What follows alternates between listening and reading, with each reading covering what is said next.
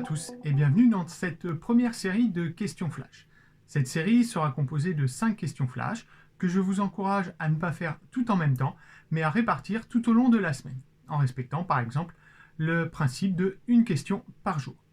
Je commence par vous proposer de choisir parmi une des 5 questions suivantes. Pour cette première question, il s'agit de calculer des sommes et des différences de nombres relatifs. Je vous rappelle très rapidement les règles pour additionner et soustraire des nombres relatifs. Tout d'abord, la règle pour additionner des nombres relatifs. Il faut distinguer deux cas. Soit les deux nombres ont le même signe, soit les deux nombres ne sont pas de même signe. Dans le cas où les deux nombres sont de même signe, on va commencer par regarder le signe des deux nombres. On mettra alors le même signe au résultat. Pour trouver la valeur du résultat, c'est-à-dire la distance à 0, nous allons prendre les deux distances à 0 des deux nombres et nous allons les ajouter. Lorsque les deux nombres ne sont pas de même signe, nous allons prendre le nombre qui a la plus grande distance à 0, on va dire que c'est lui qui l'emporte, et alors nous mettrons au résultat le signe de ce nombre. Pour trouver la distance à 0 du résultat, sa valeur, nous allons prendre les deux distances à 0 des deux nombres et les soustraire. Concernant la soustraction de deux nombres relatifs, nous devons transformer cette soustraction en addition et nous devons prendre l'opposé du deuxième nombre. Mettons en application ces règles sur les exemples suivants. Commençons par -5 plus -7. Les deux nombres sont de même signe. Le résultat sera donc négatif. Je prends les deux distances à 0 et je les ajoute, ce qui me donne -12. Pour la deuxième question, -8 plus 19. Cette fois-ci, les deux nombres ne sont pas de même signe. Je regarde donc les distances à 0. Ici, 8 et 19. C'est 19 qui l'emporte, donc le résultat sera positif. Pour trouver la distance à 0 du résultat, je soustrais les deux distances à 0, c'est-à-dire 19 moins 8, ce qui me donne donc 11. Troisième exemple, 25 moins -14. Il s'agit là d'une soustraction, que je vais donc transformer en addition. Je change cette soustraction en addition, ce qui me donne 25 plus, et je prends l'opposé du deuxième nombre, c'est-à-dire l'opposé de -14, qui est plus 14, ce qui me donne donc 25 plus 14, une addition de deux nombres positifs qui donne 39. Exemple suivant, 9 plus -22. Nous avons une addition avec deux nombres de signes différents. Je regarde les distances à 0, c'est 22 qui l'emporte, donc le signe du résultat sera négatif. Étant donné que les deux nombres sont de signes différents, je dois soustraire les distances à 0, c'est-à-dire 22 moins 9, ce qui me donne donc -13. Et enfin, dernier exemple, -15 moins -8. Il s'agit là d'une soustraction. Je vais donc la transformer en addition, en changeant le signe du deuxième nombre. Je ne touche pas au premier nombre, ce qui me donne -15. Je transforme la soustraction en addition plus, et je change le deuxième nombre en son opposé, +8. Donc -15 plus +8. Je dois donc maintenant faire une addition avec deux nombres de signes différents. Donc je regarde les distances à 0, c'est 15 qui l'emporte, donc le signe du résultat sera négatif. Étant donné que les deux nombres sont de signes différents, je soustrais les distances à 0, ce qui me donne 15 moins 8, 7. Le résultat est donc -7. Question numéro 2. Nous devons maintenant convertir des durées, c'est-à-dire convertir des heures, des minutes et des secondes. Nous avons appris que pour faire ces conversions, nous allions devoir multiplier par 60 ou diviser par 60, puisque une heure c'est 60 minutes et une minute c'est 60 secondes. Pour convertir 3h45 en minutes, nous avons déjà les 45 minutes, donc je n'ai pas besoin de les convertir. Je vais donc convertir 3 heures en minutes, je multiplie par 60. 3 fois 60, ce qui me donne 180 minutes. J'ajoute les 45 minutes, j'obtiens donc 225 minutes. Maintenant, pour convertir 2500 secondes en minutes et secondes, je vais devoir chercher combien de paquets de 60 secondes je peux faire pour trouver des minutes, puisque un paquet de 60 secondes me donnera une minute, et ainsi de suite. Donc lorsque je cherche à faire des paquets de 60, cela veut dire que je suis en train de diviser par 60. Je vais donc faire la division euclidienne de 2500 par 60. J'utilise ma calculatrice, elle me donne comme quotient 41, comme reste 40. Cela signifie donc que j'ai pu faire 41 paquets de 60 secondes, c'est-à-dire 41 minutes, et qu'il me reste 40 secondes. Donc 2500 secondes, c'est 41 minutes et 40 secondes. Pour convertir 396 minutes en heures et minutes, Je vais garder ce principe de division par 60, puisque 1 heure, c'est 60 minutes. Je prends donc ma calculatrice, je fais la division euclidienne 396 par 60, ce qui me donne comme quotient 6, comme reste 36. Cela signifie donc que je peux faire 6 paquets de 60 minutes, c'est-à-dire 6 heures et 36 minutes. Maintenant, si je veux convertir 396 minutes uniquement en heures, et donc avoir un nombre décimal d'heures, cette fois-ci, je ne dois plus faire une division euclidienne, mais bien une division décimale. Je fais donc cette division décimale à la calculatrice, 396 divisé par 60, ce qui me donne 6,6. Donc 396 minutes, c'est 6,6 heures. Je garde le même principe pour effectuer la conversion de 204 minutes en heures et minutes. Je commence par faire la division euclidienne par 60, qui me donne comme quotient 3, comme reste 24. Donc 204 minutes, c'est 3 heures et 24 minutes. Si je cherche maintenant un nombre décimal d'heures, j'effectue une division décimale.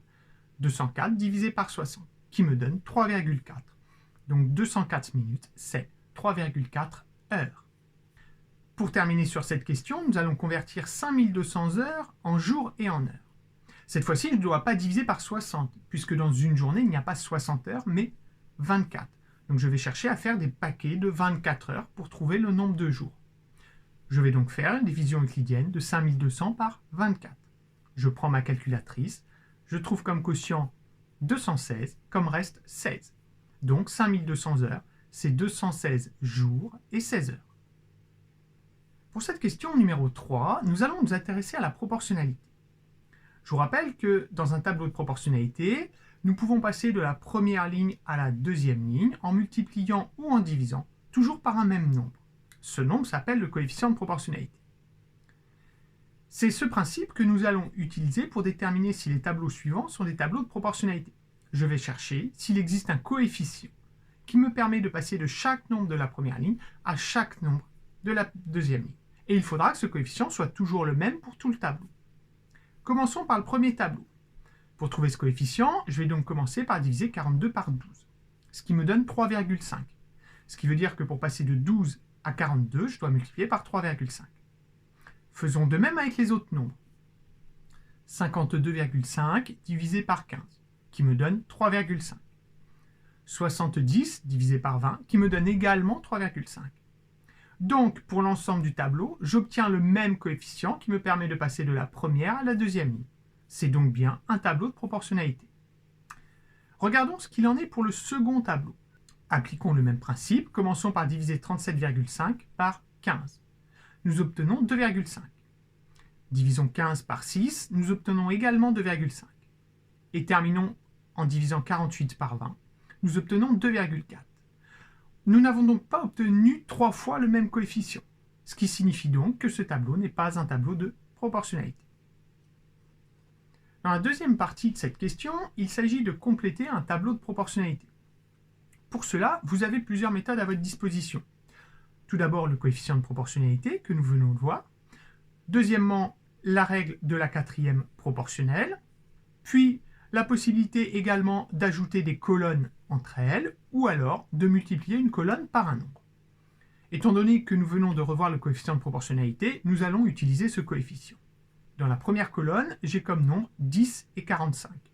Je cherche donc le coefficient qui me permet de passer de 10 à 45 en effectuant 45 divisé par 10, qui me donne 4,5. Le coefficient de proportionnalité est donc 4,5. Je vais maintenant pouvoir l'appliquer à l'ensemble du tableau. Je vais multiplier par 4,5 pour passer de la première à la deuxième ligne, ou alors diviser par 4,5 pour passer de la seconde ligne à la première, c'est-à-dire faire l'inverse. Donc si je prends le nombre 1, je multiplie par 4,5, ça me donne 4,5. Pour le nombre 11, je multiplie par 4,5, ça me donne 49,5. Et enfin, pour le dernier, comme je dois remonter, je vais diviser par 4,5. 9 divisé par 4,5 qui me donne 2. Pour cette quatrième question, nous revenons aux opérations sur les nombres relatifs. Dans le premier calcul, on me demande de faire moins 15 plus moins 29. Il s'agit d'une addition de deux nombres de même signe. Donc le signe du résultat sera négatif, comme les deux nombres. Et je dois dans ce cas ajouter les deux distances à 0, 15 et 29, ce qui me donne donc moins 44. Pour le second exemple, je dois faire moins 15 plus 9. À nouveau une addition, mais cette fois-ci de deux nombres de signes différents. La plus grande distance à 0, c'est 15, donc c'est 15 qui l'emporte. Le signe du résultat sera donc négatif. Pour calculer la distance à 0 du résultat, comme les deux nombres ne sont pas de même signe, je dois faire une différence, 15 moins 9. J'obtiendrai donc comme résultat moins 6. Pour l'exemple C, j'ai une soustraction. Je vous rappelle donc que pour la soustraction, je dois commencer par la transformer en addition et changer le second nombre en son opposé. C'est donc ce que je vais faire ici, en écrivant moins 38, plus, je change la soustraction en addition, et je prends l'opposé du deuxième nombre, c'est-à-dire que moins 24 devient plus 24. Ce qui me donne donc moins 38 plus 24. J'ai donc maintenant une addition de deux nombres à faire, deux nombres de signes différents. Je regarde les distances à 0, 38 l'emporte. Donc le signe du résultat, négatif. Pour calculer la distance à 0 du résultat, je prends les deux distances à 0, 38 et 24, et je les soustrais. Ce qui me donnera donc moins 14. Pour le quatrième exemple, à nouveau une soustraction, moins 24 moins plus 8, que je vais transformer en addition, moins 24 plus, et je prends l'opposé du deuxième nombre, moins 8. J'ai maintenant une addition de deux nombres de même signe à faire. Le signe étant négatif, le résultat sera négatif. Et j'ajoute les distances à 0, 24 plus 8, ce qui me donne comme résultat moins 32. Pour ce dernier exemple, c'est une soustraction que j'ai à faire. Je commence donc par la changer en addition, ce qui me donne moins 7 plus. Je change le deuxième nombre moins 7 en son opposé, qui devient plus 16. Je vais donc devoir faire moins 7 plus 16. C'est une addition de deux nombres de signes différents. Je regarde la plus grande distance à 0, c'est 16. Donc le résultat sera positif. Pour calculer la distance à 0 du résultat, étant donné que les deux nombres sont de signes différents, je soustrais les distances à 0, 16 moins 7, ce qui me donne donc comme résultat plus 9, c'est-à-dire 9. Pour cette dernière question, qui se situe dans le cadre géométrique, on me demande de calculer la longueur du segment BC. Tout de suite, je remarque la figure clé que j'ai, qui est un triangle rectangle, avec les mesures de deux côtés. Lorsque j'ai un triangle rectangle avec les mesures de deux côtés, je dois avoir comme réflexe le théorème de Pythagore. Je peux donc ici utiliser le théorème de Pythagore dans ce triangle rectangle ABC. Et je vais bien faire attention dans le théorème de Pythagore, le côté qui doit être tout seul est bien le plus grand côté, c'est-à-dire l'hypoténuse. Ce n'est pas forcément celui qu'on cherche, puisque ici, vous voyez que nous cherchons BC, alors que l'hypoténuse est AC. Donc, dans l'égalité de Pythagore, c'est bien AC au carré que je vais écrire tout seul et mettre en premier. Donc AC au carré égale AB au carré plus BC au carré. Je remplace par les valeurs que je connais, ce qui me donne donc 9 au carré égale 7,4 au carré plus BC au carré. Je fais les calculs à la calculatrice, 81 est égal à 54,76 plus BC au carré. Je dois donc maintenant trouver BC au carré. C'est-à-dire je dois trouver le nombre qui manque dans 54,76 pour arriver à 81. Pour trouver ce nombre qui manque, je dois donc faire comme opération une soustraction entre 81 et 54,76, ce qui me donne BC au carré égale 26,24. Attention, ça c'est la valeur de BC au carré, c'est-à-dire de BC fois BC, un nombre que j'ai répété, que j'ai mis au carré, qui me donne 26,24. Pour trouver ce nombre de départ, c'est-à-dire le nombre BC, je prends la racine carrée à l'aide de ma calculatrice, racine carrée de 26,24, qui me donne environ 5,12. Étant donné que dans la consigne, on me demande d'arrondir au millimètre, et que ici les mesures sont données en centimètres, cela signifie que le chiffre suivant est le chiffre des millimètres, donc que le chiffre après la virgule est le chiffre des millimètres. Je vais donc m'arrêter à un chiffre après la virgule. Donc ici, la valeur approchée de BC est 5,1. Voilà, vous êtes arrivé au terme de cette série de 5 questions flash. Je vous invite la semaine suivante à entamer la seconde série de questions flash. À bientôt.